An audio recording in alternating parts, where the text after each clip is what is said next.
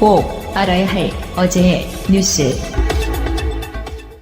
이병기 전 국정원장은 취임 한 달 뒤인 2014년 8월 초 추명호 당시 국정원 국익정보국장을 불렀습니다. 이 전 원장은 추 전 국장에게 조윤선 정무수석에게 현금 500만 원씩, 신동철 정무비서관에게 현금 300만 원씩 제공하라고 지시했습니다. 추 전 국장은 허위 증빙을 통해 국정원 특활비 800만 원을 빼돌린 뒤 서울 중심부의 호텔 커피숍에서 당시 신동철 정무비서관을 만난 것으로 구속영장에 적시됐습니다. 추 전 국장은 신 전 비서관에게 앞으로 매달 드리겠다며 500만 원과 300만 원이 담긴 봉투를 잡지 사이에 끼워 건넸습니다. 검찰 수사 결과 조 전 수석은 7개월 동안 3,500만 원을 상납받았고 신 전 비서관은 같은 기간 2,100만 원을 받았습니다. 검찰은 이 전 원장이 대통령의 인사권을 보좌하는 정무수석실에 뇌물을 주고 인사상 특혜를 기대한 것으로 보고 있습니다. 다스에서 격리팀장을 지냈던 최동영 씨. 이 전 대통령과 먼 친척이라는 그는 처음으로 JTBC에게 당시 다스의 상황과 자신의 경험을 설명했습니다.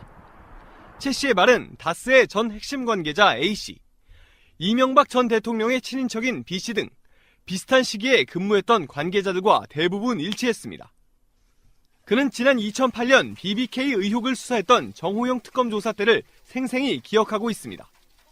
특검은 다스가 이명박 전 대통령 소유냐고 물었다고 합니다. 묻더라고요. 다스 누구 거냐, MB 맞느냐. 그 당시 대세가 아니라고 발뺌하는 그런 거였으니까 몰라요. 저는 다스 이명박이라는 게 증거가 어딨냐고. 없잖아요. 다 아시면서 물어봐요. 이명박 전 대통령이 다스의 실제 주인이라고 생각했지만 그렇게 말하지는 못했다는 겁니다. 모든 의사결정이 이명박이 했으니까. 김성호가 했지만은 김사장 회사도 아니고. 다스 직원들 누구한테 가서 물어봐요. 다스 실소유주 누구냐 그러면 이명박이라고 그러지. 연말엔 이 전 대통령에게 따로 다스 경영 보고서를 올렸다고 했습니다. 처음부터 그런 얘기 했어요. 제가 또 보고하러 가는구나 이런 식으로 얘기했었으니까. 어디? 서울에. 서울에? 예. 그냥 MB랑 그랬어요. 서울 간다 그러면 MB 만나는 거다. 그렇게 알고 있었으니까. 손익을 짜맞춰 해마다 비자금으로 의심되는 수십억 원의 돈이 사라졌다고도 말했습니다.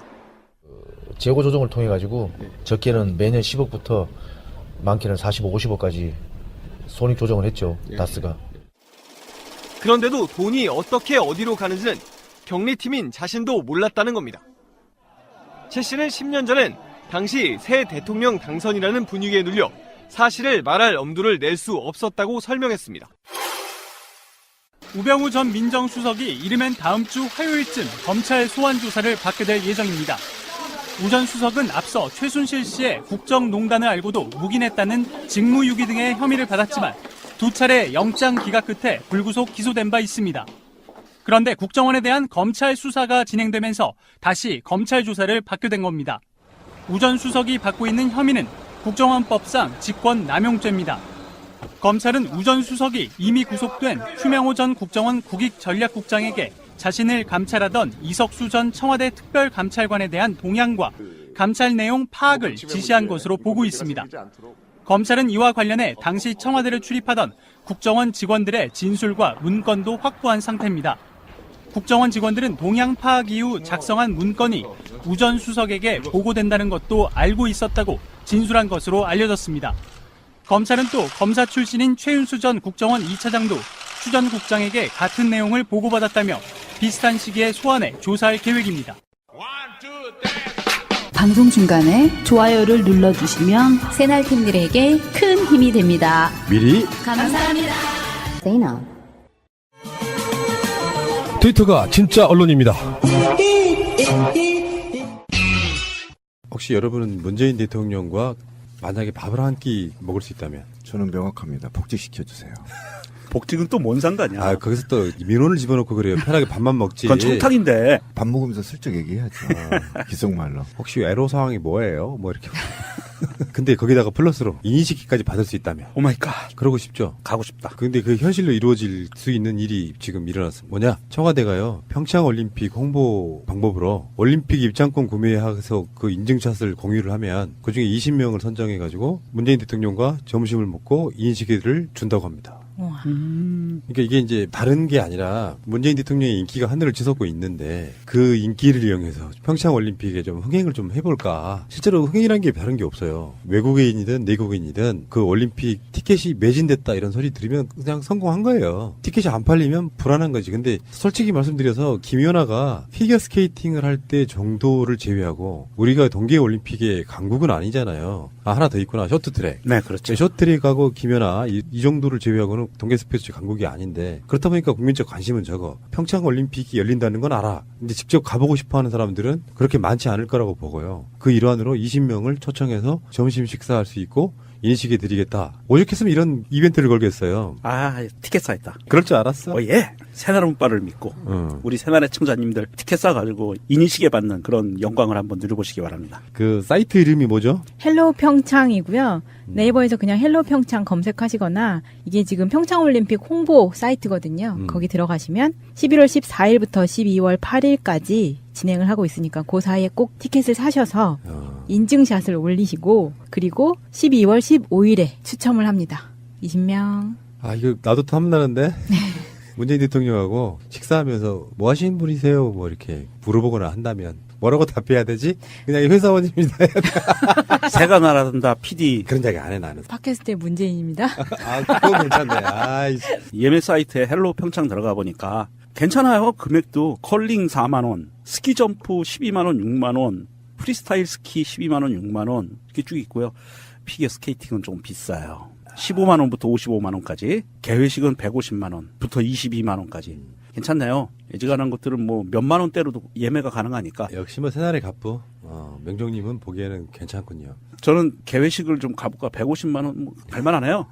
그 정도 가지고 뭐. 그 정도 가지고 뭐 시계를 받는, 시계는 둘째야. 대통령과 밥을 먹는데 150만 원 정도 투자하지 뭐. 저는 그니까 사실은 전 정부가 이거를 했는데 전 정부가 했죠. 근데 어쨌든 문재인 대통령이 와서 초기 임기에 바로 이제 이 평창올림픽 성공적으로 개최해야 된다는 이제 의무감이 있는 거 아닙니까? 사실은 여기에서 좀 저희가 화가 나는 게 좀 있어요. 지난 새누리당이 이명박, 또 박근혜, 그다음에 나경원, 이건희 온갖 잡스러운 것들이 평창올림픽에 대해서 홍보대사로 선정돼서 그렇지.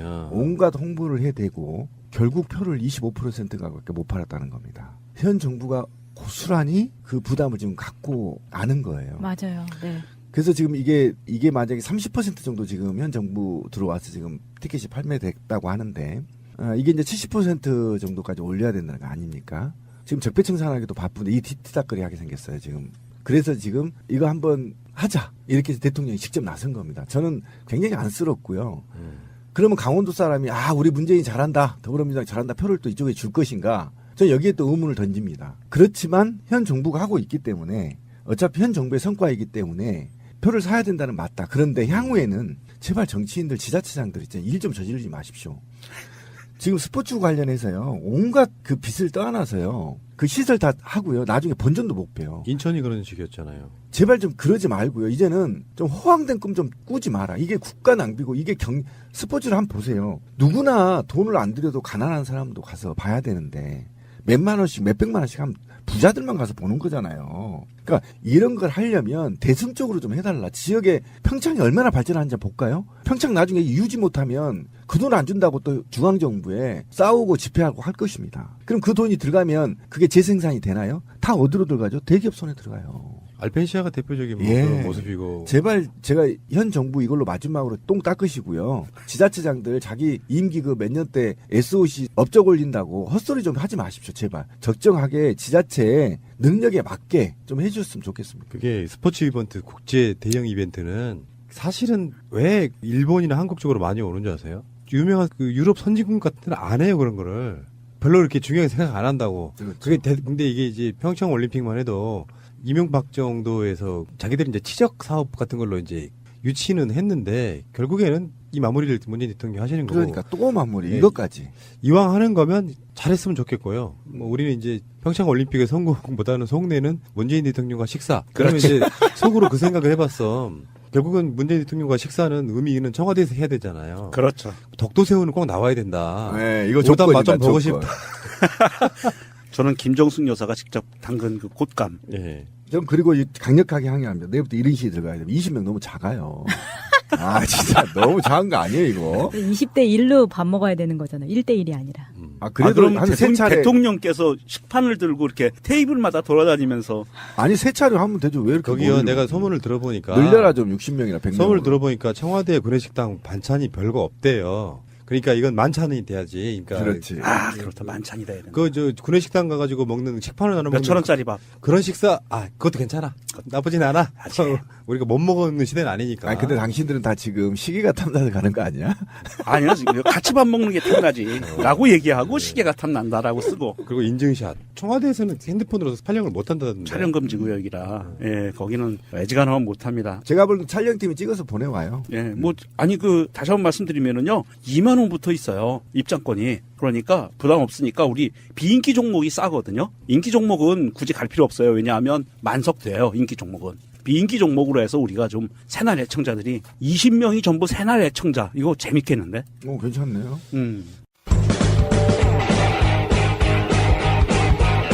제도로서의 민주주의가 흔들리고 구타는 일은 이제 없습니다. 민주주의가 밥이고 밥이 민주주의가 되어야 합니다. 보도에 의하면은 밥 먹는 스타일로 성격을 볼 수가 있다네. 빨리 먹는 사람, 천천히 먹는 사람, 먹을 때 소리 내는 사람, 먹기 전에 다 썰어놓는 사람, 한 가지 음식에만 집착하는 사람, 이것저것 섞어 먹는 사람, 입맛이 까다로운 사람, 여기에 그 성격이 드러난대요. 그 이야기 잠깐만 하고 이제 이슈로 들어가겠습니다. 저는 빨리 먹는 편이거든요. 네, 제가 본 사람 중에 가장 빨리 먹죠. 이걸 이제 먹고 사는 집이 바빠서 워낙에 이렇게 밥 먹는 시간을 줄이다 보니 빠르게 먹는 사람은 자기 자신보다 타인의 일을 먼저 생각한다. 저도 빨리 먹는 거죠. 굉장히 빨리 먹죠. 여러 가지 일을 한 번에 가능한 멀티태스킹형? 맞는 것 같아요. 하하하. 좋아요. 천천히 먹는 사람. 딱 전데요. 음식의 맛을 하나하나 음미하며 먹기 때문에 순간의 즐거움을 놓치지 않으려 한다. 이건 잘 모르겠어요. 생각 없이 먹기 때문에. 그런데 자기 중심적 성향에 고집이 세고 견고한 측면이 강하다. 빙고! 맞네. 저 고집이 센가요? 글쎄요. 그건 잘 모르겠고. 다음에 먹을 때 소리 내는 사람. 우리 형님이 어렸을 때 소리 내고 먹다가 엄청 욕을 드신 다음부터는 밥 먹을 때 전혀 소리가 안 나잖아요. 다른 사람이 신경 쓰지 않고 직관적이면서도 직선적인 면모도 강하다. 주변을 의식하지 않기 때문에 자신의 의도와는 달리 타인으로부터 경우 없거나 예외 없다는 소리도 듣는다. 그렇지. 이게 예술가형이네, 그죠? 다음에 먹기 전에 다 썰어놓는 사람. 나 이것도 마찬가지예요. 돈가스 같은 거 다 썰어놓거든요. 전략적이고 진취적인 성격이 강하다. 전략. 그러니까 우리가 말하는 뭘 아낀다의 뜻이 아니고 전술 전략할 때 전략. 네, 큰 꿈이나 계획을 세우는 것에 즐거움을 느끼며 이건 맞는 것 같네요. 그 꿈이 성취될 미래를 학수고대한다. 이러한 성향 때문에 현재의 현실에서는 고군분투하는 성격이 강하다. 한 가지 음식에만 집착하는 사람. 융통성이 부족할 가능성이 크다. 업무에 있어서 과업 지향성일 가능성이 높고 체계적이고 세세해서 업무 집중도가 강한 반면 변화를 싫어하고 한 가지 길로만 가려하기 때문에 다른 조직원들과 종종 문제를 겪기도 한다. 이것저것 섞어 먹는 사람. 자신의 인생에 있어 새로운 모험을 좋아하고 실험 정신이 강하다. 외향적인 성격 덕분에 친구들과 끈끈한 유대를 맺고 있을 가능성이 높고 책임감도 강하다. 근데 나는요, 한 가지 음식에 집착하는 경향도 있고요. 섞어 먹는 걸 좋아하기도 하거든요. 이거 어떻게 봐야지? 개판인 거죠. 뭐.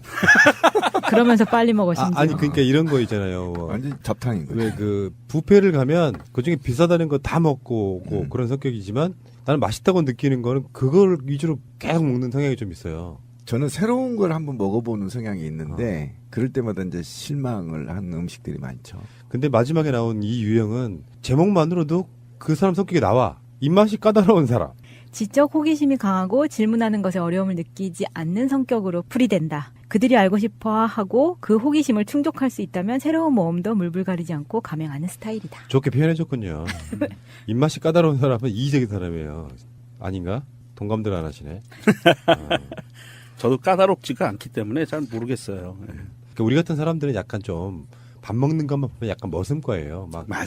막 차려놓고 먹으려고 그러는 게 아니고 되는 대로 배고프면 그냥 후다닥 먹고 빨리 가서 일하자 이런 과야. 맞아요. 잡놈들이 다 그렇죠. 그렇죠. 예, 이게 원래 노비 출신들이 선조가 노비였을 확률이 높은데 5분 안에 밥 먹는 거 끝내기 뭐 이런 거. 옛날에 그 고봉밥. 그렇죠. 남들한테 한 숟갈이라도 뺏기기 전에 빨리 먹어야 되는. 노량진의 도시락과 라면이 최고의 반찬이에요. 그거 내가 증언할 수 있죠. 이제 예전에 시원하대. 그 녹음실 이제 빌려서 했던 시절에 항상 녹음이 끝나고 나면 라면과 김밥을 먹으러 갔어요. 그렇지. 아, 지금 새벽에 5시, 6시에. 근데 그러니까 원래 머리 쓰고 말하는 게 굉장히 탄수화물 소모가 많은 일이에요. 그렇죠. 그래서 엄청 배가 고파. 한마디로 말해서 시장한 거지. 그 시장을 반찬으로 해서 라면과 김밥 먹으면 진짜 맛있어요. 예. 자, 어쨌든 간에 참고하시기 바라고요. 입맛이 까다로운 사람은 문재인 대통령께 가지 마시기 바랍니다. 잠시 후에 오겠습니다. 저는 이 사건을요, 그렇게 중요하게 안 봤던 사건이에요. 의제로 안 올려놨었는데, 할 수밖에 없게 되는 북한군 병사가 넘어왔습니다. 그러면서 북한 쪽에서 총격이 날라와서 수술은 뭐 잘 끝났다고는 하는데, 행사가 불투명한 정도의 이제 어떤 상황이 됐어요. 그 병사가. 그런데, 경고 사격을 왜 안 했냐라든지 이런 논란들이 계속 생겨서 문재인 대통령이 총상 귀순 이 사건에 대해서 현장에서 초병들이 조치를 잘했다는 유엔 사령부 평가가 있지만 교전 수칙을 좀 검토해야 되는 거 아니냐 그런 식으로 이제 논란이 되니까 한번 물어봤다 그래서 지금 이게 더 화제가 되고 있는 거예요. 저쪽에서 총이 날라오는데 왜 이쪽에는 안 쐈냐 이거죠. 일단 요지는. 근데 총을 쏘면 안 된다면서요. 근데 그게 간단치가 않아요. 좀 설명을 하면 일단 공동구역 내에서는 총을 못 쏘게 돼 있습니다. 양쪽 다. 그리고 총을 지참을 할 때 자동화기를 쉽게 말하면 지참할 수가 없게 돼 있어요. 권총만 휴대하게 돼 있죠. 예, 그랬던 거죠. 그 다음에 또 논쟁이 아까 권 PD가 얘기한 논쟁이 이 총을 우리를 향해 쏜 게 아니고요. 자기 병사가 귀순하는 걸 막기 위해서 쐈단 말이죠. 이 논쟁이 이제 또 있는 겁니다. 이런 상태에서 정부가 어떻게 대응을 잘했냐 못했냐라는 논쟁이 지금 있는 겁니다. 제가 볼 때 개인적인 견해로는 계속 얘기가 되겠지만 잘했다.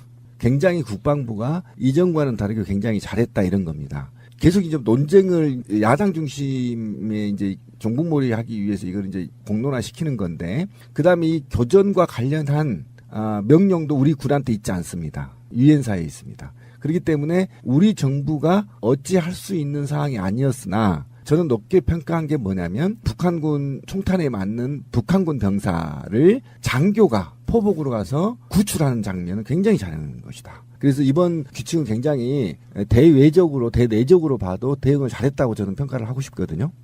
JSA에서 이런 상황이 벌어졌을 때 과거에 군인들에게 내려진 이야기는요. 은신하라라는 게 첫 번째였고요. 현장으로부터 철수하라. 그러니까 요 철수해서 은신해라. 이게 첫 번째였다고 해요. 이번 사건에 대해서 팩트 체크를 한번 해보겠습니다. 어떤 부분이 있냐면 왜 대응 사격을 하지 않았냐. 이거 사실 말도 안 되는 거고요. 교전 수칙에 나와 있지도 않고요. 여기는 군사분 개선이 아니에요. JSA는 판문점은 군사분 개선이 아니라 회담 장소이기 때문에 여기에는 교전이라는 개념이 들어가 있지가 않아요. 그렇기 때문에 교전을 하면 안 되는 곳이고요. 그리고 이번에 보수 언론들에서 주장하는 게 처음 총성이 들리고 나서 16분 동안 우리나라는 뭐 했냐 군대가 라는 이야기를 해요. 그런데 이 부분에 대해서 명확하게 좀 정리를 할 필요가 있습니다. 처음에 총성이 들리고 나서 귀순한 병사를 16분 후에 구조하게 된 상황이 어떻게 된 거냐 하면 이렇게 됐습니다. 3시 15분에 총성이 들리고 JSA 한국군 경비 대대장인 권영환 중령이 54인데 이 사람이 전방을 살피고 나서 이거 전쟁으로 갈 수도 있겠다는 생각이 들었다고 합니다. 그 판단이 뭐냐면 북한군에서 증원병력이 수십 명이 몰려오고 있는 사실이 확인됐기 때문이고요. 여기에서 대응사격하면 전쟁이다라는 판단을 한 거예요. 이 중령이. 그랬고 처음 해안 조치가 우리 군인들을 권총 대신 KT소총과 방탄복, 방탄헬멧을 갖추게 하고 병력을 길목에 배치했대요. 그러니까 넘어오면 교전을 해야 되는 상황이기 때문에 길목을 배치하고 그리고 나서 감시 장비를 돌려보니까 그때서야 북한군 병사가 부상을 입은 채 쓰러져 있는 것을 발견을 한 거예요. 그래서 권중령이 부사관, 하사관들 중에서 2명을 데리고 직접 낮은 포복으로 가서 북한군 병사를 구조해낸 건데요. 이 사람이 한 말이 기가 막혀요. 왜 부하들을 보내지 않았냐고 하니까 이렇게 이야기를 합니다. 차마 아이들을 보낼 수는 없었다고 대답을 해요. 그리고 본인이 간 거예요. 중령이. 하사관들 2명을 데리고. 이러한 상황이 발생해서 이 권중령은 사실은 이때 이 상황을 관리한 능력을 보면 군장감이에요. 여기 교전 상황이 벌어지지 않게 관리하고 그리고 부상 입은 북한군 병사를 일반 사병들이 아니라 책임감을 갖고 있는 지휘계통에 있는 사람들이 직접 가서 데리고 왔다. 물론 비효율적이라고 욕할 수도 있어요. 장교가 움직이고 하사관이 움직였다. 사병을 보내지 않고. 근데 이 사람은 사병들의 생명이 중요하기 때문에 사병들을 보내지 않고 자기가 직접 가서 구조해낸 거거든요. 그래서 16분이 걸린 겁니다. 그 시간이. 굉장히 훌륭한 거예요. 예. 그래서 높이 평가하고 그다음에 또 하나 짚어야 될 게 뭐냐면 AK 소총으로 북한군이 자기 군사 분계선을 넘으려고 하는 그 자기 군을 향해 쏘고 있단 말이에요. 그런데 여기에서 우리가 자동 소총으로 다시 대응을 할 수가 없어요. 왜 그러냐면 아까 얘기했지만 우리 군도 그러면 자동화기를 공동구역 내에 갖고 있었다고 얘기를 할 수밖에 없는 거잖아요. 그래서 이거를 사실은 이후에 국제사회에 또는 아까 말했던 정전으로 가는 데 있어 빌미를 줄 수 있기 때문에 이거를 종합적으로 판단해서 하지 않았다는 거예요. 그러니까 굉장히 짧은 시간에 명석하게 판단했다는 겁니다. 주의계통이. 만약에 여기서 교전을 했도록 한다면 오히려 북한한테 발목을 잡힐 수 있다란 말이에요. 그리고 국제사회 니네들도 자동화기 들고 있었네? 그럼 뭐야 이게? 공동구역 아니네? 이렇게 돼버리면 나중에 회담의 문제도 있는 거고 이 회담에서 그러면 뭐 안전한 게 아니네? 자동화기까지 배치시켜놓고 무슨 놈의 평화회담 한다고 거기다 그 짓을 만들어놔? 이렇게까지 비하될 수 있기 때문에 이 논쟁을 자제해야 된다는 거예요. 예. 저는 그런 걸 봤어요. 처음에 북한군 병사가 넘어오고 총탄 맞았다고까지 이야기 들었을 때는 참 남북관계가 앞으로 더 꼬이겠다 이 생각 먼저 했었거든요. 그런데 북한에서 병사가 넘어온 것은 이 정권의 잘못이 아니잖아요. 그렇죠. 내부적인 문제잖아. 북한의 문제죠. 네. 네. 근데 요거를 잘 수습을 하면 이게 어쩌면 남북 평화 쪽으로도 갈 수가 있는 상태로 갈 수 있어요. 남한의 대응이라든지 이런 것들이. 근데 만약에 문재인 대통령은 이제 북핵 어떤 그 요리사 뭐 이런 개념으로 북핵을 지금 뭔가를 해야 되는 가장 중요한 입장에 있는 사람 입장에서 북한과 만약에 교전이 났다고 하면 이건 어마어마하게 이상하게 꼬여버리는 거거든요. 이건 그러니까, 돌이킬 수 없는 상황으로 가는 거였죠. 그러니까 교전 수칙 이런 것도 모르고 뭐 공동 경비 구역의 어떤 상황이랄까 이런 것도 모르고 그냥 왜 총알이 날라오는데 대응 사격 안 했어? 그러니까 무능해. 이렇게 몰고 가려고 하는 세력들이 너무 나쁘다는 말씀을 드리고 싶고요. 대응 사격 해주면 얼마나 좋았겠어요. 쟤들 네. 입장에서 네, 그렇죠. 쟤들 네. 입장에서 엄청 좋았죠. 그게 국지전이잖아요. 네. 했으면 그리고 했다고 까고 안 했으면 안 남북 했다고 관계 개선 까고. 안 할 거고. 어마어마하신 네. 분들이세요. 예. 이명박근혜 정권의 가장 중요한 대북 관련 군사 행동은요. 선조치 후보고였어요. 먼저 쏴라. 새가 날아든다는 여러분들의 하트를 먹고 삽니다. 잊지 않으셨죠? 에피소드 제목을 누르고 플레이가 되면 오른쪽 위에 하트를 꾹 눌러주세요. 오늘도 감사합니다. 더 많은 분들이 들을 수 있도록 하트 꼭 눌러주세요.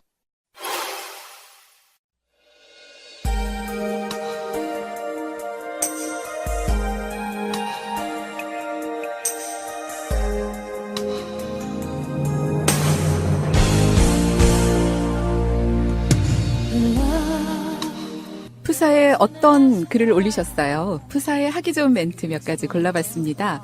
첫 번째, 가깝다는 것은 거리를 줄이는 것이 아니라 거리를 극복하는 것이다.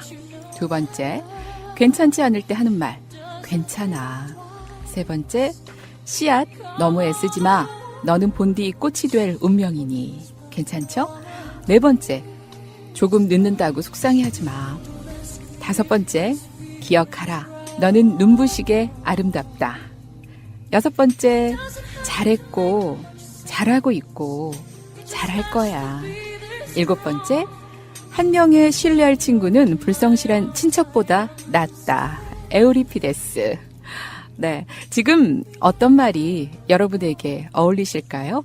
안녕하세요. 영화로 배우는 인문학 진행의 박희정입니다. 안녕하세요. 훈아님? 예, 저는 프사에 자주 썼단 말이 있습니다. 그냥. 점점점. 그냥? 예, 그냥. 그러니까 이런 거 있잖아요. 왜 나를 좋아해? 뭐, 왜 그거 해? 거기에 가장 적당한 답이 그냥이라고 해요. 제 생각은 그거예요. 그냥 하는 거. 얼마나 좋은 말이에요. 그냥? 마차님은요? 안녕하세요. 저는 마차고요. 네. 저희 푸사는 보이국사. 보이국사? 네. 남을 국사로 대우하면 자기도 국사 대접을 받는다. 오, 좋은데요? 오. 마차님 어록이네요.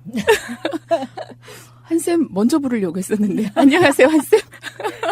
상념에 잠겨 지하철을 타고 온 한창섭입니다. 예, 바퀴 여러 개 달린 거. 자, 시간에 맞춰오는 거. 한쌤은요? 어떤 멘트가 어울릴까요? 그냥 말이 없어요. 아, 말이 없이. 네. 요즘 친구들 보면 자기 사진 매일매일 바꾸잖아요. 그 웬만한 SNS 포사는 전부 다 세월호 리본으로 돼 있거든요. 네. 세월호 사건 났을 때 굉장히 많은 사람들이 잊지 않겠다 약속들 했잖아요. 네. 리멤버 0416 뭐 이런 거. 근데 어느 순간에 1년, 2년 지나면서 많은 푸사들에서 세월호 리본이 사라졌어요.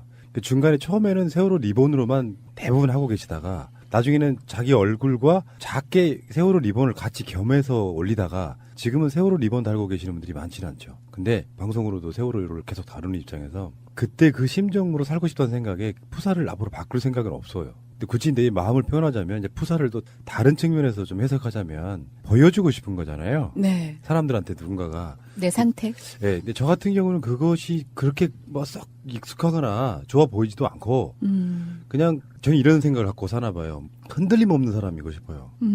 그러니까 자꾸 내 감정을 푸사에다가 뭔가 막 집어넣는 게 상대방을 좀 불안정하게 보이는 요소가 있거든요. 내 마음 좀 알아줘. 나 지금 슬프단 말이야. 나 기쁘단 말이야. 나 지금 안타깝단 말이야. 화났단 말이야. 이거를 계속해서 표현하는 방식이 좋은가? 나는 거기에 대해서는 전혀 동의하지 않는 사람이라서 뭔가를 막 자꾸 바꿔서 자기 기분을 표현하는 것은 그렇게 그닥 그렇게 좋아하는 방식은 아닙니다. 마차님도 그러세요? 푸사 그대로 가는 거예요? 네. 저도 그냥 좀 잘해주면 자기가 당연히 그런 대우를 받아야 되는 줄 알고 좀 그런 사람들을 보라고 그렇게 보이국사라고 올려놓은 거예요. 전문가들이요.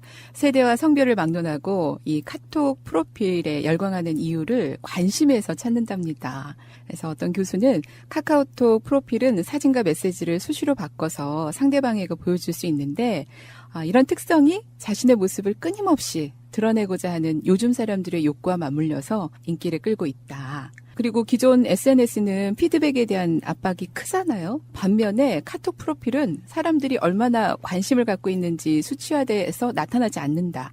그래서 다른 사람들의 반응에 전혀 신경 쓰지 않고 그저 자신의 감정을 가감없이 보여줄 수 있다는 측면에서 굉장히 매력적인 수단이라고 합니다. 그래서 젊은 친구들이 푸사를 그렇게 자주 바꾸나 봐요. 저 이제 생각이 났습니다. 네. 제 카톡의 푸사에가 주여 내가 늙을 때에 나를 버리지 마시며 내가 쇠약할 때에 나를 떠나지 마소서 변함이 없습니다. 변함이 없으십니다. 전 게을러서 그런 거예요. 그냥 안 바꾸고 인내하겠습니다. 저도 마찬가지가. 너네가 알아서 해석해. 그냥. 자, 우리 지난주 영화 안소영 주연의 에마 부인 함께 했습니다. 영화 방송 나가고 어떠셨습니까? 생각보다는 훨씬 더 폭발적 반응. 왜 그러냐면 이제 아이템 선정함에 있어갖고 다양하게 해보자 뭐 이런 것들이 있기 때문에 네. 이것도 해보고 저것도 해보는 건데 MRV는 사실 저희 세대 같으면 왜 이런 거 있잖아요. 오히려 성인이 됐을 때보다 유년 시절 또는 청소년 시절에 대단하고 호기심 있게 봤던 것들은 굉장히 오랜 시간 동안 남아있잖아요. 근데 그게 정치자분들한테는 그게 그런 거였었나 봐요. MRV는 하면 잊어버릴 수 없는 어떤 제목으로도 영화를 보진 않았더라도 많은 관심을 보여주셨다 이렇게 설명드리고 싶어요. 그 유튜브에 들어가면은 에마 부인을 그냥 보실 수가 있어요. 성인 인증만 하면. 네. 근데 그걸 누가 보냐고. 더 센 게 있는데. 그러니까 이게 학문학적으로 영화를 다루려고 하는 사람들이라 보는 거지. 실제로 그렇게 큰 매력은 있을 것 같지는 않아요. 아니면 정말 극장 매표의 원액에 나이 숨기고 들어가서 봤던 사람이 수십 년 만에 자기 추억을 되새기려고 보는 정도. 뭐 그런 게 아닐까요? 저도 그래서 말씀드린 거예요. 저는 영화를 하면서 푸나님한테 배웠습니다. 정말 이런 야한 영화, 이런 걸 갖다가 웃으면서 부끄럽게 얘기하면 부끄러워지는 거고 당당하게 얘기하면 항문이 되는 거다. 당당해져라. 저 이제 이런 야한 영화 당당하게 따라하고 같이 볼게요. 저는 그래서 저는 옛날에 연세대 마광수 교수가 얼마 전에 돌아가셨잖아요. 네. 나는 그분이 나는 야한 여자가 좋다 이렇게 소설을 써가지고 사회적으로 굉장히 많은 지탄을 받고 그러셨어요. 그리고 그게 또 법정까지 갔는데 저는 그게 사실 좀 아쉬워요. 왜냐하면 꼭 교수라는 직책을 가지고 있으면 꼭 어떤 성적인 이야기를 하게 되면 굉장히 쌍스럽고 약간 좀 뭐라 그럴까요? 태폐적이고 이렇게 생각하는 자체가 네. 굉장히 문제라고 생각하거든요. 아마 아시다시피 지하철에서 성추행한 사람들 직업군을 보면 연구직이 제일 많아요. 연구직이요? 네, 제일 많고 전에 우리 PD님도 말씀하셨지만 오히려 사회적으로 굉장히 저 사람 대단한 사람이다라고 생각하는 사람일수록 어떤 직업에서 쌓이는 그런 게 있어서 그런지 몰라도 같이 어떤 그런 데를 가면 굉장히 더 난잡하고 더 조잡해요. 상대를 또 배려하지 않고. 최근에 지하철에서 몰카 찍다 걸리신 분이 현직 판사. 아이고. 네. 참. 그 아버지가 또 국회의원이었다면서요? 자유한국당의 현직 국회의원입니다. 현직입니까? 예. 네. 예. 예. 공부만 잘하면 뭐 하냐고요. 자, 영화로 배우는 인문학, 영인아가 선택한 15번째 영화. 미리 겨울의 풍경을 맛보셔도 좋을 것 같습니다. 하얀 설원을 배경으로 잔잔한 피아노 음악이 아주 좋은 여러분의 첫사랑을 떠올리게 하는 영화입니다. 이와이 슌지 감독의 러브레터. 줄거리 함께 하시죠. 영화는 하얀 설원에서 와타나베 히로코의 모습으로 시작합니다. 사랑했던 연인 후지 이츠키가 죽은 지 3년. 그의 약혼녀 와타나베 히로코는 여전히 그를 잊지 못하죠. 산에서 조난당한 이츠키. 추모식 날 히로코는 중학교 졸업 앨범에서 지금은 사라진 그의 옛 주소를 발견하고 그리운 마음에 안부를 묻는 편지를 띄웁니다. 영화 러브레터는 후지 이츠키에 대한 이야기예요. 재밌게도 후지 이츠키라는 사람은 2명이 있습니다. 여자와 남자, 동명이인. 이름이 같은 이 둘은 같은 학교를 다녔습니다. 그래서 반 친구들에게 놀림을 많이 받았죠. 여자 후지 이츠키는 남자 후지 이츠키를 기억할 때 놀림을 받던 일들을 기억해냅니다. 애인 관계도 아니었고요. 흔히 말하는 썸을 탄 관계도 아니었습니다. 그래서 굳이 기억이 나는 사람이 아니지만 이 한 통의 편지가 그녀로 하여금 같은 이름을 가진 그를 기억하게 합니다. 와타나베 히로코, 여자 후지 이츠키에게 편지를 보낸 사람이에요. 그녀는 남자 후지 이츠키의 옛 애인입니다. 남자 후지 이츠키는 몇 해 전 산에서 사고로 세상을 떠났죠. 그를 추모하는 자리에서 그녀는 우연히 그의 앨범을 보고 그 앨범에 있는 후지 이츠키의 주소로 편지를 보냈습니다. 그런데 그 편지는 오타루에 있는 여자 후지 이츠키에게 갔습니다. 와타나베 히로코는 천국에서 편지가 왔다고 생각을 하죠. 그런데 사실 그 편지는 멀리 사는 이츠키에게 갔고요. 그리고 답장이 옵니다. 아직도 이츠키를 잊지 못하는 것 같아 아쉬워하는 현재의 그녀의 애인은 그런 그녀에게 화를 내기도 합니다. 그리고 그 둘은 그 주소로 찾아갑니다. 그리고 알게 되죠. 답장은 천국에서 온 것이 아니라 같은 이름을 가진 여자 이츠키가 보낸 것이라는 것을. 또 후지 이츠키를 만나러 갔다 돌아오는 택시 안에서 기사는 그런 말을 합니다. 방금 내려준 분과 너무 닮았다. 여자에게 관심 없었던 히로코의 연인 후지 이츠키는 첫사랑의 이미지와 닮은 자신과 사랑에 빠졌다는 사실에 사뭇 배신감을 느끼기도 합니다. 하지만 한편으로는 자신이 가지고 있지 않은 남자 이츠키의 그 어린 시절의 기억을 여자 이츠키가 가지고 있지 않을까 하는 생각에 계속해서 편지 주고받기를 이어갑니다. 어린 시절의 남자 이츠키는 잘생기고 말이 많지는 않지만 장난기가 많은 아이였어요. 커플 도서부장으로 뽑힌 그들은 도서관에서 일을 하게 되는데요. 그는 학교 도서관에서 아무도 읽지 않은 책을 빌리곤 합니다. 자신의 이름이 해당 책의 도서 빌린 목록 카드 맨 위에 혼자 덩그러니 있는 것을 즐기는 것이죠. 그래서 학교 도서관에 있는 많은 책들에는 후지 이츠키라는 이름이 새겨집니다. 시간이 지나 여자 후지 이츠키는 히로코와 편지를 주고받다 오랜만에 학교에 들릅니다. 그러다 자신을 기억하는 선생님을 만나고 학교 도서관에 들렀는데 후배들이 이름을 듣고 너무 반가워합니다. 후배들 사이에서는 후지 이츠키 이름이 새겨진 도서를 찾는 것이 하나의 게임이 되어 있었고요. 주인공이라며 후지 이츠키를 바라보며 너무너무 반가워했습니다. 남자 이츠키는 어느 날 여자 이츠키의 집에 찾아옵니다. 불쑥 찾아가 책 한 권을 건네주죠. 책의 이름은 잃어버린 시간을 찾아서입니다. 책을 선물한 것은 아니고요. 자신이 빌린 책인데 사정이 생겨 자기가 반납을 못하니 대신 해주라는 거였습니다. 당시 여자 이츠키는 감기가 악화돼서 돌아가신 아버지의 장례를 치르고 어머니가 많이 힘들어하셔서 학교에 못 나가는 상황이었습니다. 그렇게 며칠 후 남자 이츠키는 전학을 갔습니다. 그 구들은 서로 만나지 못하죠. 마지막 가슴이 아파 붙이지 못한 편지에는 반전이 있습니다. 학교 도서관 후배들이 찾아와 잃어버린 시간을 찾아서 그 책을 전해주면서 이츠키가 써내려갔던 그 이름의 진짜 주인공이 누구인지 깨닫게 되죠. 이츠키의 연인이었던 히로코가 남자 이츠키가 좋아했었던 여자 이츠키의 기억에 투영돼서 써내려가는 과거의 묵시록이라고 할까요? 히로코의 편지를 통해서 이츠키는 잃어버린 시간을 찾게 된 것입니다. 오래된 영화지만 지금 봐도 충분히 감동받을 수 있고요. 아주 좋은 영화라는 생각이 들어요. 오겐키 데스까?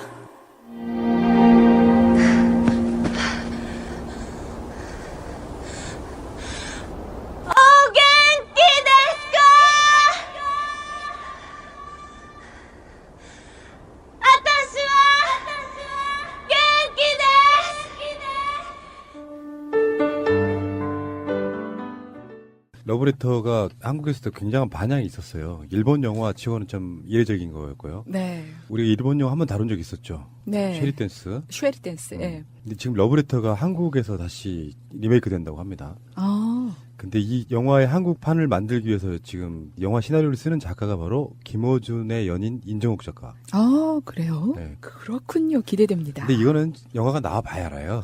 그러니까 기획 단계에서 뭐 누가 이걸 집필하고 있다. 그렇다고 해서 이게 영화로 만들어질 가능성이 높은 건 사실 아닐 거라고 봐요. 왜 그런지 이거는 투자라든 이런 걸 받기 위해서 어떤 기획 단계를 미리 발설하는 그런 건데 투자를 못 받으면 결국 영화 못 만드는 거죠 뭐.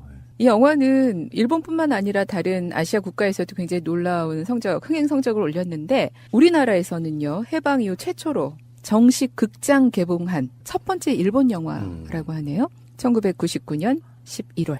뛰어난 영상미와 소녀적 감수성과 스토리가 특징입니다. 우리 마차님이 오겐키 데스까 한번 부르면 굉장히 어릴 것 같은데요? 실제로 학교 다닐 때 굉장히 유행이었어요. 제가 1, 2학년 때 이 영화가 개봉을 했었는데 그 전까지는 일본 영화를 한 번도 본 적이 없었는데 네. 이 영화를 보고 굉장히 충격을 받았던 기억이 나요. 아니, 일본 영화가 굉장히 뭔가 터부시되고 별로 안 좋을 거라고 생각했는데 이때부터 미친 듯이 일본 영화와 일본 애니메이션을 그리고 일본 책을 열심히 봤었던 기억이 나요. 그 계기가 됐군요. 네, 학교 도서관에서 일본 문학에는 거의 한 80% 책을 다 읽었어요. 와. 그때 정말 재밌게 봤었던 것 같아요. 이게 일본이라고 한 나라에 문화적 갈증 이런 게 좀 있는 게 있거든요. 지난 방송에도 그런 비슷한 얘기했지만 경제적으로 풍요로워지면 사람들은 스포츠 섹스 스크린에 열광하는 측면이 있거든요. 일본 영화는 우리가 이제 러브레터가 첫 개봉이었다고 할 정도로 일본 영화 자체를 한국에 상영 못하게 했던 법들이 있었어요. 일제강점기 이후에 어떤 문화적인 종속 관계 뭐 이런 또 양국 간의 국민적 감정 때문에 못하게 하다가 일본 영화를 받아들이고 한 게 민주정부 때예요. 김대중 정부 이후에 시기적으로 그렇게 맞아떨어지는 측면이 있는데 사실 일본 영화가 생각보다는 굉장히 수준이 높은 영화적으로 수준이 높은 나라예요. 근데 일본이 그 막대한 자금으로 일본 영화의 수준을 높여놨는데 한국이 그걸 따라잡아서 완전히 넘어서 버렸다. 지금까지는 그렇게 보는 게 맞는 것 같고요. 일본 영화들이 헐리우드에서도 굉장히 각광받았던 시절이 있었습니다. 근데 그 대표적인 동북아시아, 아시아에서의 그 영화로서는 한국이 이제 최근에 가장 높은 정점을 찍고 있는 게 바로 이제 부산 영화제라든지 등등의 그런 것들이 있는 것이고, 예전에는 홍콩과 더불어서 한국 아시아 영화의 두 양대 축이 인도, 홍콩, 일본 이 정도 보시면 될 것 같습니다. 참 이게 보면 문제가 있는 게 사실은 구조적으로 우리나라가 좀 문제가 있거든요. 왜 그러냐면 이게 문화적으로 영화라든가 이런 거는 수입을 못하게 해서 계속해서 우리가 뭐 일본 가수라든가 배우들도 전혀 우리가 초대하고 이러지 않잖아요. 그래서 사실은 우리가 과거에 중고등학교 때 공부했던 뭐 성문 종합영어라든가 아니면 수학의 정석이라든가 아니면 뭐 법률 그런 서적 같은 경우는 대부분 일본 걸 다 번역해서 그대로 우리가 사용을 하고 있거든요. 그리고 일본 문화가 또 우리가 얼마나 많이 들어와 있습니까? 잔존해 있던 것들이. 근데 이런 스크린이라든가 가수 이런 부분에 대해서만 우리가 철저하게 못하게 했던 부분은 좀 아이러니합니다. 근데 그렇게 개방을 해놔도요, 이제 스크린 코드 비슷한 걸로 이렇게 어느 정도 이렇게 숫자는 막아놓는 방식으로 처음에 개방을 했었거든요. 근데 한국인들이 그걸 안 받아들여요. 마치 FTA를 했더니 우리가 미국 상품을 안 써버리니까 미국이 적자가 나는 것처럼 일본 문화 한때는 이렇게 닫아놓고 있을 때는요, 방송사에서 무슨 열풍이 있었냐면은 일본 프로그램 포맷 베끼기. 베끼는 게 가능해지는 이유가 서로가 교류를 안 하니까 몰라요, 사람들이. 그러니까 비슷하게 베껴다가 한때 유행했던 게 90년대 중반, 후반 이런 때까지였는데 어느 정도 일정 정도 개방을 시켜놓고 났더니 사람들이 관심이 별로 없는 상태. 그리고 오히려 일본 사람들은 한류라고 한국 배우들이나 영화를 더 좋아하게 되는 상태. 그런 게 있는 것이죠. 그러니까 다도안았을 때 반일 감정 이런 것들이 자연스럽게 밀어내는데도 불구하고 억지로 막았었다는 거죠. 윤사마 정말 일본에서 한류가 굉장히 히트를 쳤잖아요. 윤사마 대단했죠. 이명박 정부 때 당신은 안녕하십니까 하는 그런 그 유행어가 좀 고대에서부터 번졌잖아요. 굉장히. 그렇죠. 예. 그때 저는 생각해 보니까 이게 오겐키 데스까 여기에서 그 아이디어를 따온 거 아닌가 하는 그런 느낌이 들어요. 그렇죠. 잘 지내고 계십니까? 예. 잘 지내고 있어요? 뭐 이런 정도의 질문이잖아요. 예. 그 볼판에 가가지고 여자 주인공이 설원회의에서 이렇게 그 오겐키 데스까 그러니까 산에서 죽은 그 남자친구에게 일종의 말을 하는 거잖아요. 근데 그 울림이 영화로 보는 것보다 제가 이 장면을 다른 방송에서 제가 한번 쓴 적이 있어요. 무슨 이유 때문에. 네. 소리로 들으니까 그게 더 애절한 거예요. 오겐키 데스까. 뭐 이렇게 부르는 거 있잖아요.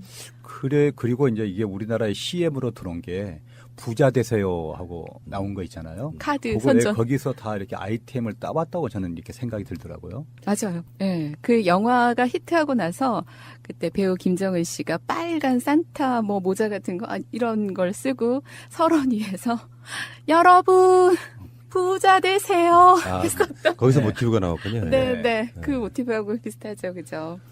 오겐키 데스까 와타시아 겐키 데스 이렇게 얘기를 하잖아요. 근데 처음에는 정말 천국에 있는 거기가 국도가 돼서 사람이 받을 수 없을 거라 생각하지만 내 마음을 전하고 싶어서 죽은 연인한테 편지를 보냈는데 뜻밖의 답장이 온 거예요. 헐. 어떻게 되는 거예요? 이렇게 되면? 보낸 것도 이상해. 일단 좀 이상해. 그러니까 오지 않을 거라 생각을 하고 자기 마음을 보낸 거죠. 근데 답장이 왔고 이게 주고받고 왔다 갔다 하다 보니까 이게 어떻게 된 거지? 이런 생각이 들면서 이제 현재 연인과 얘기를 하게 되는 거예요. 거기가 국도가 됐을 텐데 국도에 어떻게 편지가 갔지? 그리고 집에 우편함이 있을 텐데 명패가 있을 텐데 이름이 다른데 어떻게 거기로 전달이 되지? 그러면 거기에 그 사람이 사나? 이런 식으로 이제 추리를 하다가 나중에는 당신을 증명해봐라. 그랬더니 그 우리나라 주민등록증처럼 복사해갖고 보낸 거예요. 그랬더니 정말 이름이 똑같은 거야. 동명이인인 거야. 그리고 갔죠. 거기를 찾아가는 거죠. 혹시 뭐 이야기 좀 세보죠. 이런 네. 이야기는 사랑 이야기잖아요. 네. 그 살다 보면 알게 모르게 사귀었던 사람들이 최소 몇 명은 있는 거잖아요. 네. 그 중에 이 사람이 지금 어떻게 살고 있을까 또는 살아는 있을까 궁금한 사람들 있을 거 아니에요. 그런 사람들 이야기를 잠깐만 나눠보시면 어떨까요? 저는 너무너무 궁금했던 친구가 하나 있었어요. 근데 그 친구를 정말 20몇 년 만에 한 2년 전에 만난 거죠. 초등학교 때 저의 첫사랑이죠. 저희가 초등학교 바로 내려오면 골목길에 이렇게 주택가가 쫙 있었는데 저희 집이 두 번째 집이었고 그 친구 집이 첫 번째 집 2층이었고 저희 집이 1층 이렇게 있었거든요. 그래서 항상 왔다 갔다 했는데 남자친구 그다음에 이제 저 이렇게 있으니까 서로 말을 못하고 중학교 고등학교까지 이렇게 갔단 말이에요. 대학교 1학년 때까지 봤던 것 같아. 그리고 이제 걔네 학교도 가가지고 구경시켜주고 이랬는데 그 이후로 딱 연락이 끊겼어요. 끊기고 같은 지역에 살았는데도 이제 뭐 다 올라오시고 이래버리니까 연락이 끊겼는데 20몇 년 만인가요? 초등학교 동창회를 나갔네요. 네. 근데 그 친구가 나올 거라고 생각을 하고 나갔는데 그 친구가 안 온 거예요. 그리고 실은 그 중간에 제가 좀 궁금하기도 해서 왜 그런 뭐 동창회 찾는 그런 프로그램 있잖아요. I love school 뭐 이런 것도 해봤는데 이름이 전혀 안 뜨는 거예요. 그래서 얘가 그때 무슨 회계사 공부를 한다고 했는데 뭐 됐다고 했는데 어떻게 된 건가? 막 이제 이런 생각도 했었죠. 초등학교 동창회 딱 갔더니 걔만 안 나왔는데 제가 물어봤어요. 회장이 누구 궁금한 친구 있니? 말해봐 이러더라고요. 그래서 제가 그 친구 얘기했더니 수학학원 원장님이 되셔갖고 강의를 열심히 하고 그래가지고 우리 모임 있을 때 늦게 왔더라고요. 그래서 정말 보고 싶었던 친구 만났네요. 이번에 해피엔딩이네.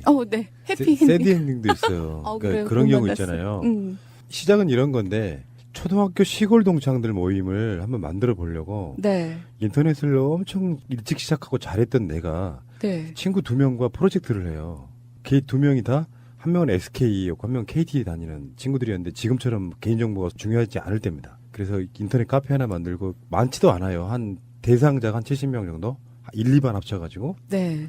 그 친구들 모으는 과정 속에서 다 모았어요. 그러니까 막 전화번호, 지역, 그 사람 이름 뭐 등등 막 집어넣기 시작하면 나오는 게 있잖아요. 그걸로 KT하고 SKT 직원들만 동원하니까 전화번호가 바로바로 나오는. 대부분 다 모았는데 그때는 위법이 아니었어요. 오해들 하지 마시고. 근데 그 중에 친구 2명이 죽었더라고요. 그러니까 그때만 해도 또 30대 이거 막 그래갖고 너무 빨리 죽었는데 교통사고로 죽은 친구 1명, 네. 병으로 죽은 친구 1명. 그래서 속으로 그런 생각했어요. 그러니까 불의의 사고로 누군가는 죽는구나. 근데 이런 걸 하지 않으면 그 사람이 죽었는지조차 모르고 사는 거잖아요. 그쵸. 얼마 전에 김주혁 씨가 돌아가신 것도 그렇게. 유명한 분이니까 국민적으로 대부분 다 아는 사건이 됐지만 일반 사인들은 어떤 사연에 의해서 교통사고나 병이나 또는 여러 가지 이유로 죽잖아요. 근데 그 사람이 한때는 굉장히 친한 친구였거나 연인이었는데 나중에 알고 보면 몇 년 전에 죽었대 이런 소리 들으면 약간 멍한 경우 있잖아요. 그게 사람과의 삶에 있어서의 굉장히 여러 가지로 시사점이 되게 많거든요. 그러니까 이게 사람들 다 알고 지내려면 약간 강박관념으로 온갖 경조사에 다 다니시는 분도 있고 그 관계의 끈을 안 놓으려고 어떤 사람들은 한 2년만 정리가 안 돼 있으면 핸드폰에 있는 전화 연락 안 하는 사람들 전화번호 다 지워버리는 사람도 있어요. 정리를 이 사람들하고 다시 연락할 일은 없겠구나. 그 과정 속에서 저는 후자를 선택하고 싶거든요. 관계에 막 얽매여가지고 그것들이 그냥 추억으로 남아있으면 되는 거지. 계속 끈을 길게 만들어서 누군가하고는 닫고 살아야 된다 하는 것보다 딱 필요한 정도의 사람들과만 관계를 하고 있다가 한 10년 후에 그때 누구누구 죽었다더라 그 소리 듣고 사는 거예요. 그런가 보다 하고 사는 거라고 생각합니다. 삶의 과정이니까. 그런 얘기가 있잖아요. 새로운 친구를 만나는 것도 좋지만 그런 친구를 만나는 그런 열정을, 에너지를 지금 기존에 갖고 있는 나의 이제 인맥들, 친구들을 더 이렇게 잘 관리하는 것도 좋을 것 같고 그동안 뭐 너무 오래 연락이 안 되는 친구들은 생각의 정리처럼 가지치기도 한 번씩 해보는 것도 좋을 것 같아요. 저는 그런 애들 다 찾았어요. 다 뒤져가지고 찾아서 네. 그 애들이 내가 찾은 거를 모를 수도 있지만 나는 걔네가 뭘 하는지 헐. 궁금해서 찾았었는데 네. 저 같은 경우에는 뭐 추억이라던가 보고 싶다거나 그런 게 아니라 제가 나보다 잘 나가나? 어머. 이상하시네. 그래서 잘 나가면 배 아프고 재밌다. 네, 못 나가면 아, 네, 저 열심히 살아야지 뭐 이렇게 생각했다. 저는 그 정반대로 그래서 신경 끄고 사는 거거든요. 실제로 막 배 학교 아플까 봐. 다닐 때 뭐 라이벌이었거나 사귀다 헤어진 연인이거나 알아서 뭐해 알면 뭐해 이 생각이 드니까 아예 지워버리고 사는 스타일이에요. 왜 여기라는 분데 이 방송 들으면 연락 달라고 하셨어요? 아 그건 약간 좀 다른 문제죠. 그건 그러니까 이 프로그램의 재미로 이야기한 거고 사실 만나서 무슨 할 말이 얼마나 있겠어요. 그냥 이렇게 사는 거지 뭐. 사는 거. 네, 맞습니다. 추억을 먹고 살면 안 된다는 게 제 생각이에요. 추억을 먹고 살면 노인이고 꿈을 먹고 살면 젊은인데 아직도 꿈을 만들어야지 무슨 추억을 먹고 살아요. 오게키 데스까. 와타시야 겐키 데스. 저 동창회 그때 회장이 저한테 전화해서 처음에 했던 얘기가 있어요. 너무 오랜만에 전화를 하니까 다 이상하잖아요. 그래서 그래 너 이름은 알겠는데 그래 너 왜 전화했니? 했더니 일단은 나 보험사 안 다니고 다단계 아니고 이렇게 시작하더라고요. 아, 낯선 사람한테 전화 오면 그렇게 시작이 돼요. 대한민국 완전한 대한민국 문재인과 손잡고 다시 하나 되는 우리 대한민국. 끊지 마세요. 끊지 마세요. 여보, 무슨 술을 이렇게 많이 먹었어요? 콩나물국 끓이는 것도 이제 지쳤어요. 내가 지금 성과평가에 진급에 야근에 술 안 먹게 생겼어? 나가! 그래서 비아 바이오텍이 개발했습니다. 이제부터는 이너피스 릴렉스 프로젝트를 하십시오. 간에 피로 물질이 생기는 이유와 그런 물질을 어떻게 하면 잘 배출할 수 있을까? 연구하던 끝에 간 재생활동 시간이 숙면 시 최대 효과를 나타낸다는 것을 알아냈습니다. 잠이 보약입니다. 숙취 해소와 숙면 그리고 릴렉스 일석삼조 이너피스 잠을 잔다는 뜻의 ZZZ 릴렉스닷컴. 와, 좋은데? 영화 얘기로 다시 와서요. 감독이 굉장히 유명하죠. 이와이 슌지 감독, 1963년생이시고요. 제가 찾다 보니까 또 혈액형까지 나왔네요. O형이네요. 87년에 요코하마 국립대학에서 미술학을 전공했고 졸업 후 음악 비디오와 케이블 TV에 관련된 일을 시작했고요. 1993년에 연출한 텔레비전 드라마인 만약, 불꽃놀이, 아래에서 볼까? 옆에서 볼까로 큰 주목을 받게 되는데 이 작품 이후 다시 편집이 돼서 1994년에 이 작품이 극장판으로 상영되기도 했고요. 또 같은 해인 1994년 이와이 슌지는 단편 영화 언두를 연출했고 1995년에 첫 장편 영화 러브레터를 만들었습니다. 그래서 이 영화는 흥행에 성공했을 뿐만 아니라 1인 2역으로 출연한 나카야마 미오와 어린 시절의 여학생 이츠키 역을 맡은 사카이 미키까지 굉장한 스타덤에 올려놨습니다. 1인 2역이었어요. 네. 그리고 이 감독의 작품을 보니까 밝은 톤의 작품, 또 어두운 톤의 작품 두 가지로 이렇게 분류가 돼서 하나와 앨리스, 4월 이야기 보셨어요, 마차님? 4월 이야기. 네, 이와이 슌지 여기 나와 있는 작품들은 다 봤네요. 러브레터가 밝은 쪽에 속하고요. 릴리 슈슈의 모든 것, 언두 등은 좀 어두운 쪽에 속한다고 얘기하고요. 러브레터는 정말 화이트 이와이의 대표작입니다. 나카야마 미호 70년 1월생 1인 2역을 완벽하게 소화를 했는데 정말 역대급으로 사랑스러웠던 여주인공인데 이 러브레터만한 작품이 그 이후에는 없었네요. 네. 이분이 남편이 치지 히토나리라고 냉정과 열정 사이 쓴 작가예요. 아, 그래서 결혼해서 바로 프랑스 가서 살았죠. 네.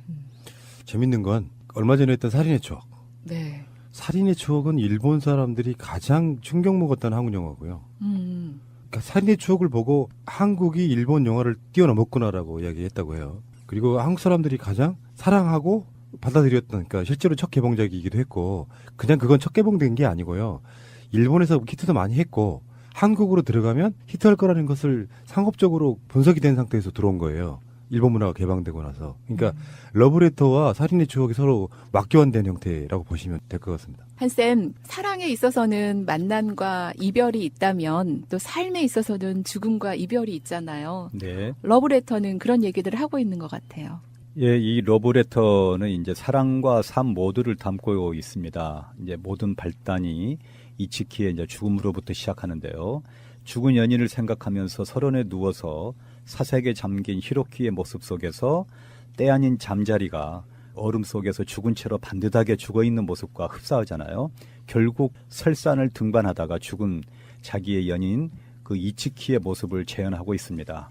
이치키의 집에 있는 앨범에서 주소를 적는 것은 히로키는 죽음을 받아들이기보다는 조금이라도 더 부여잡고 싶은 처절한 그런 행동이죠.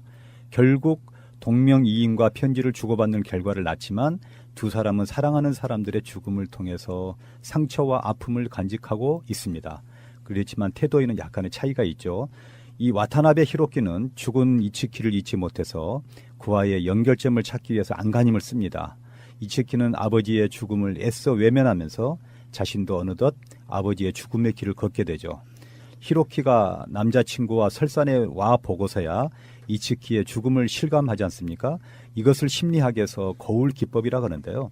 거울 기법이 뭐냐면 자신이 무엇을 잘못했는지 남이 자신의 행동을 그대로 하는 걸 보면서 판단하는 것입니다. 그래서 결말에서야 이치키가 자신을 사랑했던 사람은 같은 반, 같은 이름이었던 이치키였다는 사실을 알게 되면서 바로 우리 영화의 제목이었던 러브레터가 나오게 된 것이죠. 그래서 우리 모두는 누군가의 첫사랑이었습니다. 이 건축학 결혼에서 나오잖아요. 그러니까 지상에 머물면서 마주치지 못한 채 홀로 빛나는 그러한 순간들의 아름다운 시간은 지극히 짧지만 그의 흔적은 도처에 남게 되는 것입니다. 그래서 남겨진 사람들은 그 흔적들을 회상하면서 온기를 느끼며 깊은 회상에 잠기죠. 그래서 폭설위에 남겨진 생명이 끊긴 잠자리의 쓸쓸한 모습처럼 우리 인간도 사랑이 없는 삶은 생명 없는 욕심 안의 존재일 뿐이라는 것을 보여줍니다. 그리고 그 사랑을 애달프게 그리워하고 탄식하는 처절한 몸부림은 남겨진 자들의 몫이라는 것을 확인합니다. 그래서 우리 죽은 노무현 대통령이나 김대중 대통령이 산 이명박이나 박근혜를 잡고 있잖아요. 사실은 그때 당시에 너무나도 충격적이었는데 그 죽은 걸로 끝난 줄 알았지만 오히려 그 노무현 대통령이 죽음으로 인해서 도화상이 돼서 오늘의 이런 좋은 결과가 있다고 생각합니다. 설원 홋카이도인가요? 거기 배경 도시가 오타루와 홋카이도? 네. 거기가 이제 인구가 한 12만 정도 되는데요. 제가 이번에 갔다 온 데, 여행 갔다 온 데입니다. 근데 이 오타루란 뜻이 모래가 많은 바닷가란 뜻인데요. 오타루 나이에서 따온 건데 이 도시가 19세기에 굉장히 발달했다 그래요. 이제 뭐 상업 도시로서. 그런데 우리가 보면 이 삿포로라고 들어보셨습니까? 네. 제가 전번에도 한번 말씀을 드린 것 같은데 그 북한의 스케이트 선수 한피라 선수가 있습니다. 그리고 남한에는 전쟁 때 남쪽으로 내려온 한필성 오빠가 있었는데요. 북한이 1964년도에 동계올림픽 스케이팅 3000m에 이 한피라 선수가 참가를 합니다. 이게 삿포로에서 있었거든요. 그때 이 전화 통화를 하면서 전국의 전화 라디오로 생방송이 됐어요. 오빠 그러면서 울부짖으면서 지금도 그게 생생하거든요. 그런데 그때 북한에서 반대를 해서 만나지를 못하고 1990년도 삿포로에서 그 한피라 선수가 임원으로 참석을 했는데 그때 이제 오빠하고 상봉을 했습니다. 그래서 여기 밑에 보면 그 사진이 3장 있지 않습니까? 그런 사진인데 사실은 우리 이 분단의 비극이란 것이 이제는 우리가 빨리 남북 자유왕래도 좀 하고 이렇게 됐으면 좋겠는데 너무나도 안타깝습니다. 전화 통화하고 만나기까지 19년이 걸렸네요. 예. 그때 정말 우리 국민들이 전부 울었어요. 그 한피라 선수가 오빠 하고 절규하면서 부른데 흐느끼면서 그 부름이 지금도 그 어렸을 때 들었던 음성이 지금도 쟁쟁해요. 그게 그거지. 영화의 그 대사처럼 오겐키 데스까잖아요. 전화로. 지금은 그래도 전화가 있고 뭐 인터넷이 있고 하다 보니까 특수한 상황인 거잖아요. 남북한 관계는. 하려면 얼마든지 가능해. 연락이 가능한 시대잖아요. 그게 이제 어떤 정치 군사적 관계가 시대적 흐름을 못 따라가는 뭐 이런 측면이 있는 거죠. 지금 실제로 누군가를 만나고 싶거나 연락하고 싶으면 세계 어느 곳에서도 사실 가능한 시대 아닙니까? 이게 참 웃기다. 그런 생각이 좀 들고. 시대가 많이 변했어요. 그죠? 근데 여기서는 감기가 악화돼서 아빠가 죽잖아요. 폐렴으로 간 건가요? 네, 그래서 이제 감기가 사실 이제 만병의 원인이라 그러잖아요. 감기는 이제 우리말로 순수 우리말로 하면 곧불이라고 하거든요. 그래서 중국어로는 이제 감모라 그러는데요. 일본어로는 이제 가제라고 합니다. 이 가제가 바람이란 뜻인데 옛날에 2차 대전 때 그 가미카제라고 하지 않습니까? 일본의 전투기가 미국의 항공모함 그 굴뚝 안으로 들어가는 거. 그래서 자살 특공대라 그러죠. 네. 이제 가미카제 특공대라고 이렇게 이야기하는데 그 가미카제라는 게 바로 이제 그 가미가 신이란 말이에요. 그래서 이제 가제는 이제 바람이란 말이죠. 그래서 신의 위력으로 일어난다는 바람이죠. 그래서 가미카제 특공대 그러면은 하늘의 창공에 바람을 가르고 미국의 항공모함 그 굴뚝 안으로 들어가서 자살을 감행하는 그러한 부대죠. 그래서 감기가 사실은 우리가 이제 뭐 사회보장제도가 잘 돼 있어서 65세 이상 된 분들은 독감 예방주사도 맞고 그러지만 감기를 걸리시면 안 됩니다. 감기가 걸리시면 저는 소금물로 해서 코로 넣어서 입으로 내면 완전 뚝입니다. 우리 PD님이 말씀하신 그 감기 예방법 있잖아요. 비타민C. 지금 그래서 먹고 있습니다, 지금. 그러시구나. 근데 감기하고 독감은 구분하셔야 돼요. 네. 굳이 말하자면. 감기는 감기고요. 독감은 증상이 감기랑 비슷하지만 전혀 다른 그걸 이제 플루 뭐 신종플루 이렇게 부르는 것처럼 근데 해년마다 변종돼서 나타나가지고 예상되는 독감을 백신을 만들어가지고 예방주사를 맞히죠. 근데 그게 빗나가기도 해요. 올해는 이런 독감이 유행할 거다라고 예방주사를 맞아요. 맞아요. 대부분 다 걸려드는데 거기에 비슷해요. 그게 빗나가기도 하고 그렇습니다. 네. 이 영화 속의 굉장히 명장면들은 설원이에서 있었던 그 장면들도 있지만 저는 할아버지가 그 손녀를 업고 아들을 감기로 보냈잖아요. 그래서 구급차가 오려면은 눈 때문에 1시간 이상이 걸린다 그러니까 내가 병원까지 가는 데는 38분, 40분이 안 걸린다.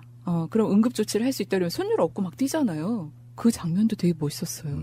그리고 가다가 바로 이렇게 엎어졌어, 설원이에서. 그래서 이 눈썹 위에 눈을 싣고 그리고 뛰어간 거예요. 그리고 후지 이츠카는 살아나죠. 이츠키는 그 할아버지 역할을 했던 배우는 사노하라 카치유키. 1시간이 지나도 구급차는 오지 않아. 걷지 않아. 뛸 거야. 40분 만에 도착할 수 있어. 할아버지 집념으로 우리 손녀를 살려냅니다. 그리고 주제가가 되게 멋있었어요. 그 피아노 음악 기억나시죠? 넣어드리겠습니다. 네. 설명을 할 수가 없네. 내가 쳐드릴 수도 없고. 저는 이 러브레터에서 이 8월의 크리스마스하고 사랑과 영원하고 좀 비슷하지 않아요? 흐름이? 저는 굉장히 그런 걸 느낀 게 죽은 사람이 산 사람, 남은 자들과 같이 단절돼서 살아가는 것이 아니라 연관돼 있다. 이런 관점에서 본다면 비슷한 것 같아요. 마음속에서 보낼 사람은 또 보내야 되고, 그렇죠? 완전히 다른 이야기인데요. 이제 단어만으로 한번 이야기 한번 해보자면 러브레터. 우리가 말하는 연애 편지 이런 거잖아요. 이제 그게 제목이 러브레터여서 그렇지 통상적인 연애의 러브레터는 아니에요. 사랑이 담겨 있는 편지라는 의미의 러브레터라고 보면 되겠지만 저는 연애 편지에 대해서만큼은 전 세계 1등이었다고 생각합니다. 전문가세요? 그러니까 이게 사춘기와 20대 한 초반 중반 군대에 있을 때까지를 통틀어서 연애 편지를 가장 많이 쓴 주위의 사람들 중 하나죠. 그러니까 제가 그 당시 사귀던 그 대학교 꽉커플 여자친구의 편지를 거의 1000통 가까이 받았던. 정말요? 신화네. 900통에서 1000통이 좀 못 되는. 와. 근데 그거 군인들은 또 답장을 잘 못 해주잖아요. 여자들은 집착해서 쓰는 게 있는 것 같아요. 그러니까 이제 써야 되는 생각으로 이제 기계적으로 쓰는 거예요. 일주일에 거의 한 통씩 들어가게끔. 맞아요. 저도 그런 적 네. 있어요. 그래갖고 주말이나 이런 애 정체가 되면 한꺼번에 편지가 막 4-5통씩 들어오고 막 이러는 경우가 꽤 있었고. 다 쓰잘데기였습니다. 그러면 답장 안 오면 신경질 내니까 최소 일주일에 한 통은 답장해줘야 됐고요. 그게 나중에 어떻게 발전하는 줄 아세요? 전공도 그런 쪽에 관련이 있다고 하고 글도 좀 쓰는 것 같고 쫄병 때는 뭐 무슨 짓을 시키냐면 고참들이 지들 연애 편지를 대피를 시켜요. 그러니까 내 여자친구한테 갈 연애 편지는 별로 없어. 근데 고참들 연애 편지를 답장해주는 걸 대피를 하게 되는 그 말도 안 되는 상황이 벌어지게 되는 거예요. 내용은 거의 비슷한 거 아니에요? 그러면은 이름만 그러니까 바꾸고. 이제 그런 여자들이 좋아할 만한 달달한 표현들이 자꾸 등장하는 이런 상황들이 있잖아요. 막연하고 이런 부분들까지. 근데 그쪽에 전혀 소질이 없는 고참들 입장에서는 연애를 하는데 그 여자는 내가 연애하는 거예요. 고참들이 연애하는 게 아니라. 그러니까 내 여자친구한테 쓰고 싶었던 말을 거기에다가 쓰게 되는. 네. 제가 그 군대 있을 때 국문학과 다니던 여학생이 저한테 이제 편지를 쓴 게 있는데 꼭 편지 말미에다가 박인환 씨의 세월이 가면이라는 시를 꼭 적어서 보내요. 그래갖고 제가 이제 제대하고 직장에 다니면서 세종문화회관에서 서각 전시회를 하더라고요. 그래서 거기를 갔더니 박인환님의 세월이 가면이라는 이게 서각이 아주 우아하면서 멋있게 가로 한 35cm, 40cm 정도 되고 밑에 한 1m 20 돼가지고 쫙 걸려있는 너무 남다르셨을 좋아서 것 같아요. 그거를 주고 사왔어요. 어머, 사왔는데 얼마를 줬느냐? 그때 월급이 43만 원이었어요. 네. 그거를 40만 원을 줬어요. 와. 그때는 카드도 없죠. 현금이었죠. 그래서 와. 와이프한테는 얼마 줬냐? 그래서 3만 원 줬다 그랬어요. 어머. 세월이 가면 박인원. 지금 그 사람 이름은 40만 잊었지만 그의 눈동자 입술은 내 가슴에 있어. 바람이 불고 비가 올 때도 나는 저 유리창 밖 가로등 그늘의 밤을 잊지 못하지. 사랑은 가고 과거는 남는 것. 여기 이제 음악이 쫙 깔리고 여기까지 하겠습니다. 저는. 오겐키 데스까? 그 오겐키 데스까 때문에 네. 저는 나중에 이거를 원어로 읽고 싶다. 어. 그 생각을 해서 일본어 학원을 다니기 시작했어요. 네. 근데 그 일본어 학원을 다니면서 일본어 선생님을 너무 좋아하게 된 거예요. 근데 그 수업이 신촌에 있는 일명 학원이었는데 6개월 다녔는데 새벽 6시부터 8시까지 그러니까 출근하기 전에 와. 하루에 2시간씩 주 5일을 꾸준히. 했어요. 예. 네. 그렇게 하니까 6개월이면은 그냥 생활 일본어가 되더라고요. 제가 군대 있을 때 그때 당시 그 외국어 대학 학장했던 박성원 씨라는 분이 지은 표준 일본어란 책이 있어요. 그 책을 1권, 2권을 사갖고 들어가서 군대에서 그걸 독파를 혼자 했어요. 그래갖고 군대를 제대해갖고 왜 이제 몇 달간 좀 여유가 있잖아요. 한전에 다닌 여자분을 알았는데 그분이 일본어를 가르쳐달라 그래가지고 3명이 그룹을 짜갖고 제가 일본어 강의를 또 개인 교습을 한 6개월간 했어요. 네. 네. 그 이상은 더 묻지 마시고 거기까지만. 잃어버린 시간을 찾아서 함께 했습니다.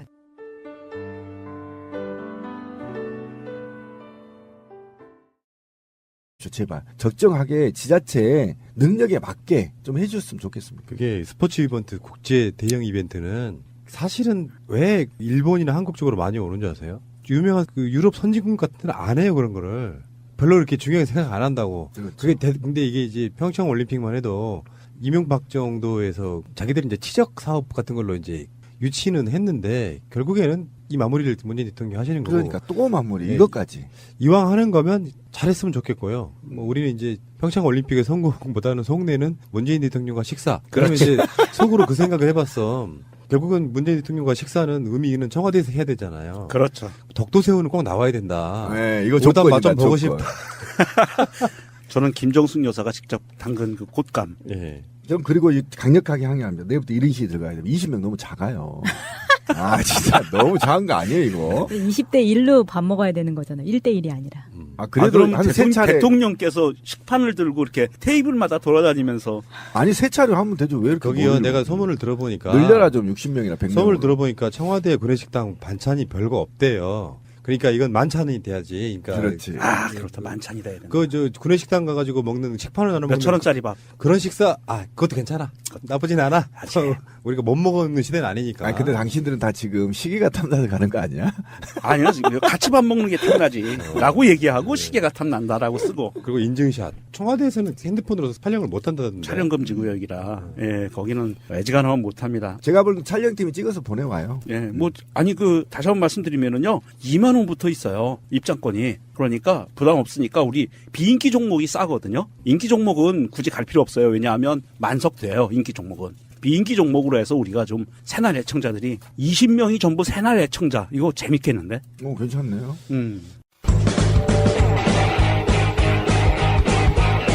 제도로서의 민주주의가 흔들리고 구타는 일은 이제 없습니다. 민주주의가 밥이고 밥이 민주주의가 되어야 합니다.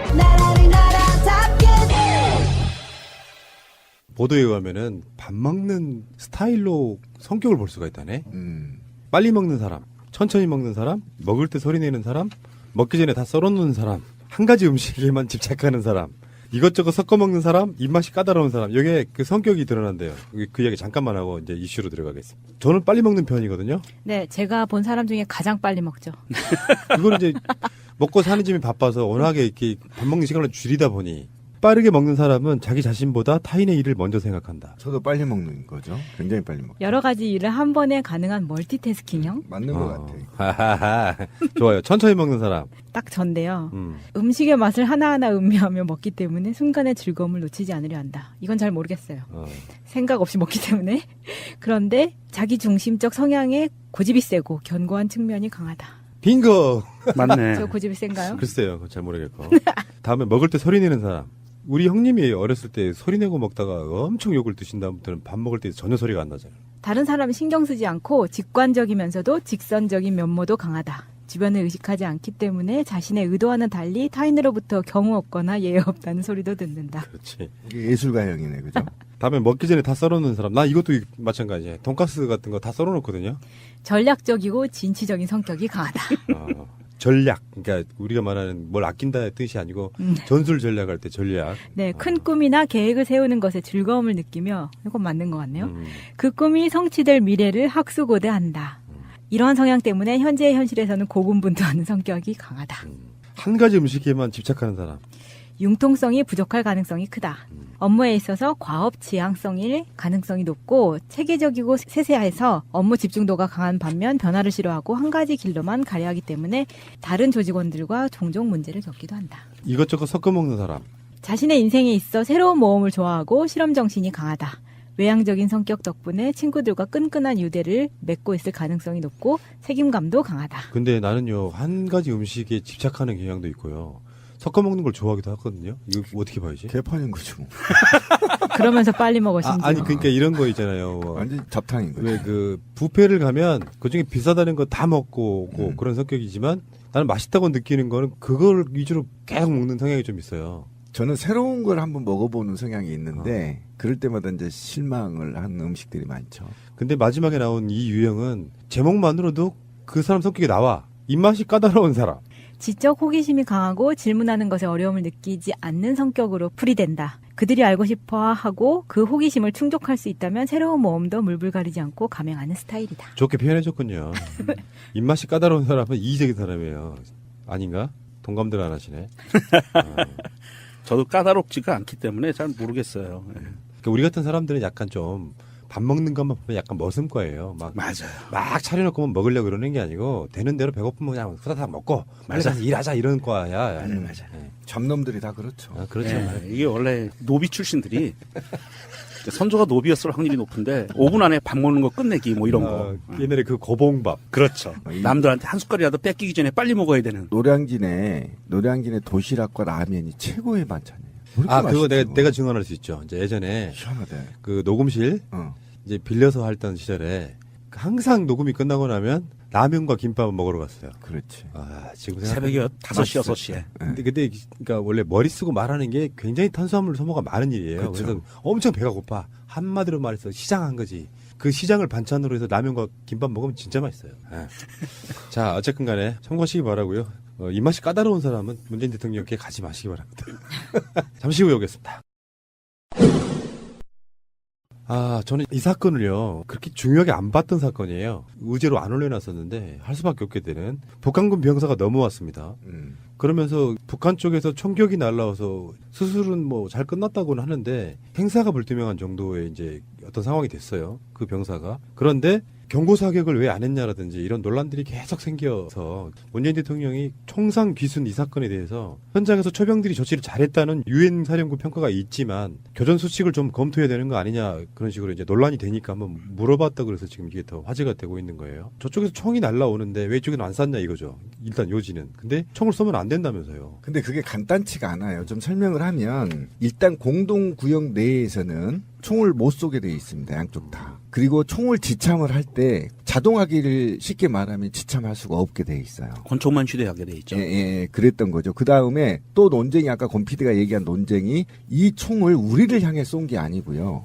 자기 병사가 귀순하는 걸 막기 위해서 쐈단 말이죠. 이 논쟁이 이제 또 있는 겁니다. 이런 상태에서 정부가 어떻게 대응을 잘했냐 못했냐라는 논쟁이 지금 있는 겁니다. 제가 볼 때 개인적인 견해로는 계속 얘기가 되겠지만 잘했다. 굉장히 국방부가 이전과는 다르게 굉장히 잘했다 이런 겁니다. 계속 이제 논쟁을 야당 중심의 이제 정부몰이 하기 위해서 이걸 이제 공론화 시키는 건데, 그 다음에 이 교전과 관련한 명령도 우리 군한테 있지 않습니다. 유엔사에 있습니다. 그렇기 때문에 우리 정부가 어찌할 수 있는 상황이 아니었으나 저는 높게 평가한 게 뭐냐면 북한군 총탄에 맞는 북한군 병사를 장교가 포복으로 가서 구출하는 장면은 굉장히 잘하는 것이다. 그래서 이번 규칙은 굉장히 대외적으로 대내적으로 봐도 대응을 잘했다고 저는 평가를 하고 싶거든요. JSA에서 이런 상황이 벌어졌을 때 과거에 군인들에게 내려진 이야기는요. 은신하라라는 게 첫 번째였고요. 현장으로부터 철수하라. 그러니까 요 철수해서 은신해라. 이게 첫 번째였다고 해요. 이번 사건에 대해서 팩트 체크를 한번 해보겠습니다. 어떤 부분이 있냐면 왜 대응 사격을 하지 않았냐. 이거 사실 말도 안 되는 거고요. 교전 수칙에 나와 있지도 않고요. 여기는 군사분 개선이 아니에요. JSA는 판문점은 군사분 개선이 아니라 회담 장소이기 때문에 여기에는 교전이라는 개념이 들어가 있지가 않아요. 그렇기 때문에 교전을 하면 안 되는 곳이고요.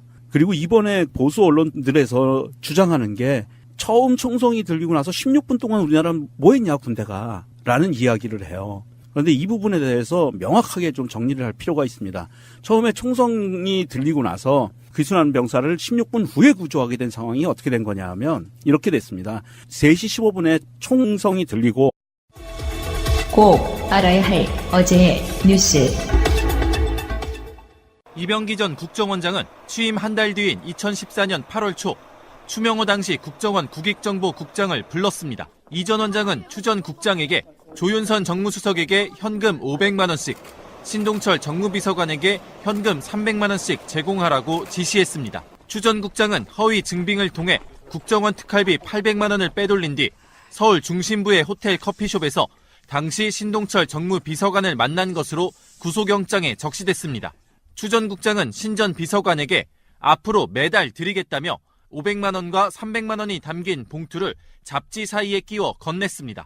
검찰 수사 결과 조 전 수석은 7개월 동안 3,500만 원을 상납받았고 신 전 비서관은 같은 기간 2,100만 원을 받았습니다. 검찰은 이 전 원장이 대통령의 인사권을 보좌하는 정무수석실에 뇌물을 주고 인사상 특혜를 기대한 것으로 보고 있습니다. 다스에서 격리팀장을 지냈던 최동영 씨. 이 전 대통령과 먼 친척이라는 그는 처음으로 JTBC에게 당시 다스의 상황과 자신의 경험을 설명했습니다. 최 씨의 말은 다스의 전 핵심 관계자 A 씨, 이명박 전 대통령의 친인척인 B 씨 등 비슷한 시기에 근무했던 관계자들과 대부분 일치했습니다. 그는 지난 2008년 BBK 의혹을 수사했던 정호영 특검 조사 때를 생생히 기억하고 있습니다. 특검은 다스가 이명박 전 대통령 소유냐고 물었다고 합니다. 묻더라고요. 뭐 다스 누구 거냐, MB 뭐 맞느냐, 뭐 그 당시 대세가 뭐 아니라고 발뺌하는 그런 거였으니까 몰라요. 저는 뭐 다스 뭐 이명박이란 게 증거가 어딨냐고 없잖아요. 뭐 다 아시면서 물어봐요. 이명박 전 대통령이 다스의 실제 주인이라고 생각했지만 그렇게 말하지는 못했다는 겁니다. 모든 의사결정이 이명박이 했으니까 김성호가 했지만은 뭐 김사장 회사도 아니고 다스 직원들 누구한테 가서 물어봐요. 다스 실소유주 누구냐 그러면 이명박이라고 그러지. 연말엔 이 전 대통령에게 따로 다스 경영 보고서를 올렸다고 했습니다. 처음부터 그런 얘기 했어요. 제가 또 보고하러 가는구나 이런 식으로 얘기했었으니까. 어디? 서울에. 서울에? 예. 그냥 MB랑 그랬어요. 그냥 서울 간다 그러면 MB 만나는 거다. 그렇게 알고 있었으니까. 손익을 짜맞춰 해마다 비자금으로 의심되는 수십억 원의 돈이 사라졌다고도 말했습니다. 재고 조정을 통해 가지고 적게는 매년 10억부터 많게는 40억, 50억까지 손익 조정을 했죠. 다스가. 그런데도 돈이 어떻게 어디로 가는지는 경리팀인 자신도 몰랐다는 겁니다. 최 씨는 10년 전엔 당시 새 대통령 당선이라는 분위기에 눌려 사실을 말할 엄두를 낼 수 없었다고 설명했습니다. 우병우 전 민정수석이 이르면 다음 주 화요일쯤 검찰 소환 조사를 받게 될 예정입니다. 우 전 수석은 앞서 최순실 씨의 국정농단을 알고도 묵인했다는 직무유기 등의 혐의를 받았지만 두 차례 영장 기각 끝에 불구속 기소된 바 있습니다. 그런데 국정원에 대한 검찰 수사가 진행되면서 다시 검찰 조사를 받게 된 겁니다. 우 전 수석이 받고 있는 혐의는 국정원법상 직권남용죄입니다. 검찰은 우 전 수석이 이미 구속된 추명호 전 국정원 국익전략국장에게 자신을 감찰하던 이석수 전 청와대 특별감찰관에 대한 동향과 감찰 내용 파악을 지시한 것으로 보고 있습니다. 검찰은 이와 관련해 당시 청와대를 출입하던 국정원 직원들의 진술과 문건도 확보한 상태입니다. 국정원 직원들은 동향 파악 이후 작성한 문건이 우 전 수석에게 보고된다는 것도 알고 있었다고 진술한 것으로 알려졌습니다. 검찰은 또 검사 출신인 최윤수 전 국정원 2차장도 추 전 국장에게 같은 내용을 보고받았다며 비슷한 시기에 소환해 조사할 계획입니다. 방송 중간에 좋아요를 눌러주시면 새날팀들에게 큰 힘이 됩니다. 미리 감사합니다. 트위터가 진짜 언론입니다. 혹시 여러분은 문재인 대통령과 만약에 밥을 한 끼 먹을 수 있다면? 저는 명확합니다. 복직시켜주세요. 복직은 또 뭔 상관이야. 아, 거기서 또 민원을 집어넣고. JSA 한국군 경비 대대장인 권영환 중령이 54인데 이 사람이 전방을 살피고 나서 이거 전쟁으로 갈 수도 있겠다는 생각이 들었다고 합니다.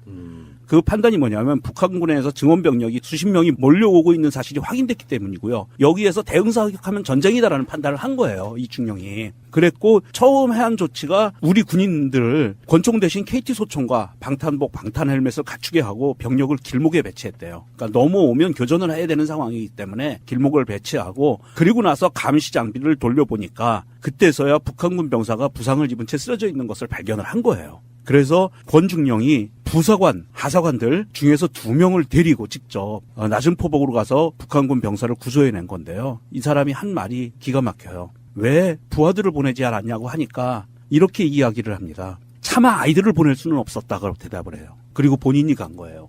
중령이. 하사관들 2명을 데리고. 이러한 상황이 발생해서 이 권중령은 사실은 이때 이 상황을 관리한 능력을 보면 군장감이에요. 여기 교전 상황이 벌어지지 않게 관리하고 그리고 부상 입은 북한군 병사를 일반 사병들이 아니라 책임감을 갖고 있는 지휘 계통에 있는 사람들이 직접 가서 데리고 왔다. 물론 비효율적이라고 욕할 수도 있어요. 장교가 움직이고 하사관이 움직였다. 사병을 보내지 않고. 근데 이 사람은 사병들의 생명이 중요하기 때문에 사병들을 보내지 않고 자기가 직접 가서 구조해낸 거거든요. 그래서 16분이 걸린 겁니다. 그 시간이. 굉장히 훌륭한 거예요. 그래서 높이 평가하고 그다음에 또 하나 짚어야 될 게 뭐냐면 AK 소총으로 북한군이 자기 군사 분계선을 넘으려고 하는 그 자기 군을 향해 쏘고 있단 말이에요. 그런데 여기에서 우리가 자동 소총으로 다시 대응을 할 수가 없어요. 왜 그러냐면 아까 얘기했지만 우리 군도 그러면 자동화기를 공동구역 내에 갖고 있었다고 얘기를 할 수밖에 없는 거잖아요. 그래서 이거를 사실은 이후에 국제사회에 또는 아까 말했던 정전으로 가는 데 있어 빌미를 줄 수 있기 때문에 이거를 종합적으로 판단해서 하지 않았다는 거예요. 그러니까 굉장히 짧은 시간에 명석하게 판단했다는 겁니다. 주의계통이. 만약에 여기서 교전을 했도록 한다면 오히려 북한한테 발목을 잡힐 수 있다란 말이에요. 그리고 국제사회 니네들 또 자동화기 들고 있었네? 그럼 뭐야 이게? 공동구역 아니네? 이렇게 돼버리면 나중에 회담의 문제도 있는 거고 이 회담에서 그러면 뭐 안전한 게 아니네? 자동화기까지 배치시켜놓고 무슨 놈의 평화회담을 한다고 거기다 그 짓을 만들어놔? 이렇게까지 비하될 수 있기 때문에 이 논쟁을 자제해야 된다는 거예요. 예. 저는 그런 걸 봤어요. 처음에 북한군 병사가 넘어오고 총탄 맞았다고까지 이야기 들었을 때는 참 남북관계가 앞으로 더 꼬이겠다 이 생각 먼저 했었거든요. 그런데 북한에서 병사가 넘어온 것은 이 정권의 잘못이 아니잖아요. 그렇죠. 내부적인 문제잖아. 북한의 문제죠. 네. 네. 근데 요거를 잘 수습을 하면 이게 어쩌면 남북 평화 쪽으로도 갈 수가 있는 상태로 갈 수 있어요. 남한의 대응이라든지 이런 것들이. 근데 만약에 문재인 대통령은 이제 북핵 어떤 그 요리사 뭐 이런 개념으로 북핵을 지금 뭔가를 해야 되는 가장 중요한 입장에 있는 사람 입장에서 북한과 만약에 교전이 났다고 하면 이건 어마어마하게 이상하게 꼬여버리는 거거든요. 이건 돌이킬 수 없는 상황으로 가는 거였죠. 그러니까 교전 수칙 이런 것도 모르고 뭐 공동 경비 구역의 어떤 상황이라 그런 것도 모르고 그냥 왜 총알이 날라오는데 대응 사격 안 했어? 그러니까 무능해. 이렇게 몰고 가려고 하는 세력들이 너무 나쁘다는 말씀을 드리고 싶고요. 그러니까 대응 사격 해주면 얼마나 좋았겠어요. 쟤들 네. 입장에서 네, 쟤들 입장에서 엄청 좋았죠. 그게 국지전이잖아요. 네, 네. 했으면 했다고 까고 안 했으면 안 남북 했다고 관계 개선 안 할 거고. 어마어마하신 분들이세요. 예. 이명박근혜 정권의 가장 중요한 대북 관련 군사 행동은요. 선조치 후보고였어요. 먼저 쏴라. 새가 날아든다는 여러분들의 하트를 먹고 삽니다. 잊지 않으셨죠? 에피소드 제목을 누르고 플레이가 되면 오른쪽 위에 하트를 꾹 눌러주세요. 오늘도 감사합니다. 더 많은 분들이 들을 수 있도록 하트 꼭 눌러주세요.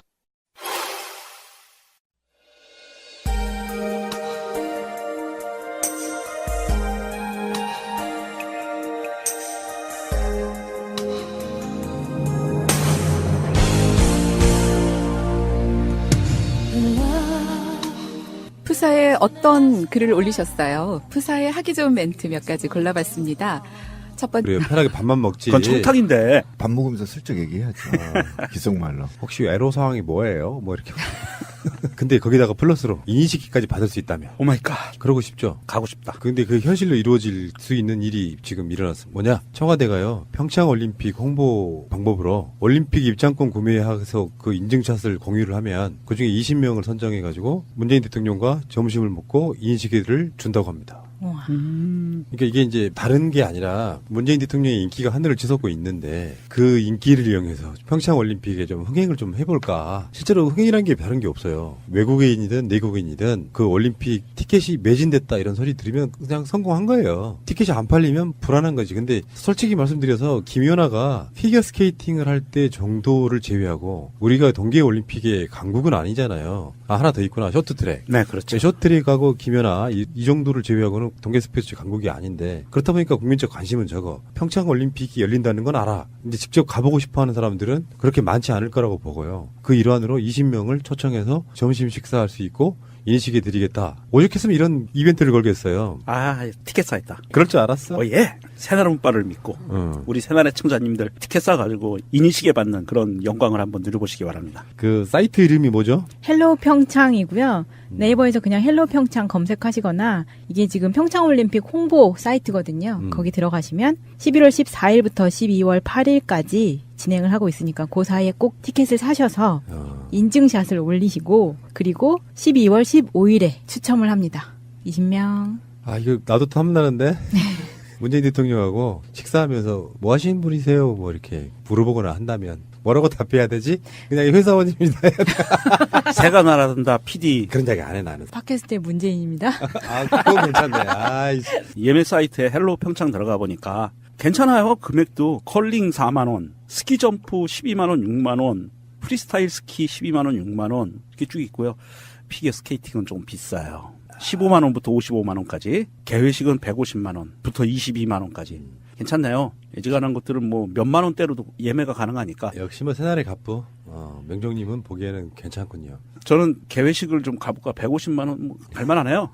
그 정도 가지고 뭐. 그 정도 가지고 뭐 시계를 받는 시계는 둘째야. 대통령과 밥을 먹는데 150만 원 정도 투자하지 뭐. 저는 그니까 사실은 전 정부가 이거를 했는데 전 정부가 했죠. 근데 어쨌든 문재인 대통령이 와서 초기 임기에 바로 이제 이 평창올림픽 성공적으로 개최해야 된다는 이제 의무감이 있는 거 아닙니까? 사실은 여기에서 좀 저희가 화가 나는 게 좀 있어요. 지난 새누리당이 이명박, 또 박근혜, 그다음에 나경원, 이건희 온갖 잡스러운 것들이 평창올림픽에 대해서 홍보대사로 선정돼서 그렇지. 온갖 홍보를 해대고 결국 표를 25%가밖에 못 팔았다는 겁니다. 현 정부가 고스란히 그 부담을 지금 갖고 아는 거예요. 맞아요. 네. 그래서 지금 이게 만약에 30% 정도 지금 현 정부 들어와서 지금 티켓이 판매됐다고 하는데 이게 이제 70% 정도까지 올려야 된다는 거 아닙니까? 지금 적폐청산하기도 바쁜데 이 티닥거리하게 생겼어요 지금. 그래서 지금 이거 한번 하자 이렇게 해서 대통령이 직접 나선 겁니다. 저는 굉장히 안쓰럽고요. 그러면 강원도 사람이 우리 문재인 잘한다, 더불어민주당 잘한다, 표를 또 이쪽에 줄 것인가? 저는 여기에 또 의문을 던집니다. 그렇지만 현 정부가 하고 있기 때문에 어차피 현 정부의 성과이기 때문에 표를 사야 된다는 맞다. 그런데 향후에는 제발 정치인들, 지자체장들 있잖아요. 일 좀 저지르지 마십시오. 지금 스포츠 관련해서요. 온갖 그 빚을 떠안아서요. 그 시설 다 하고요. 나중에 본전도 못 빼요. 인천이 그런 식이었잖아요. 제발 좀 그러지 말고요. 이제는 좀 호황된 꿈 좀 꾸지 마라. 이게 국가 낭비고 이게 스포츠를 한번 보세요. 누구나 돈을 안 들여도 가난한 사람도 가서 봐야 되는데 몇만 원씩 몇백만 원씩 하면 부자들만 가서 보는 거잖아요. 그러니까 이런 걸 하려면 대승적으로 좀 해달라. 지역에 평창이 얼마나 발전하는지 볼까요? 평창 나중에 유지 못하면 그 돈 안 준다고 또 중앙정부에 싸우고 집회하고 할 것입니다. 그럼 그 돈이 들어가면 그게 재생산이 되나요? 다 어디로 들어가죠? 대기업 손에 들어가요. 알펜시아가 대표적인 그런 모습이고. 제발 제가 현 정부 이걸로 마지막으로 똥 닦으시고요. 지자체장들 자기 임기 그 몇 년 때 SOC 업적 올린다고 헛소리 좀 하지 마십시오.